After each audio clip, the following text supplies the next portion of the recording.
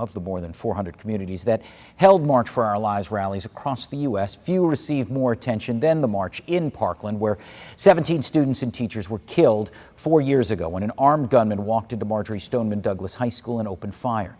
WPTV's Dave Bowman tells us why survivors should see themselves as activists as well as victims. A former Marjory Stoneman Douglas graduate says her peers are young, motivated, and mad. Who here is angry that our representatives do nothing while children die in the streets and in our schools?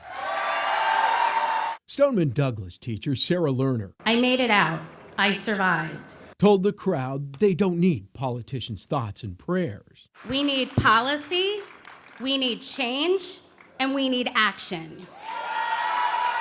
Action to 18-year-old Bailey Sobrenik means I would not vote for a candidate who takes money from the NRA. Sobrenik was a student at the middle school next to Stoneman Douglas High during that tragic day in 2018. I had to hide in my classroom for a little over 3 hours, and it definitely affected me. After fiery speeches, the march began.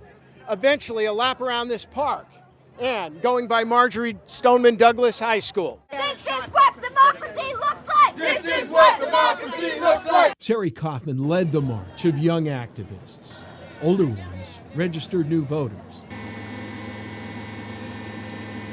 The line of marchers numbered in the thousands. After it ended, Sari Kaufman warned her peers not to be distracted by elected officials who change the subject when proposals for new gun restrictions are on the table. There's a lot of other issues, but gun violence is an important issue, and people are scared if we don't solve it. In Parkland, Dave Bowman, WPTV News Channel 5.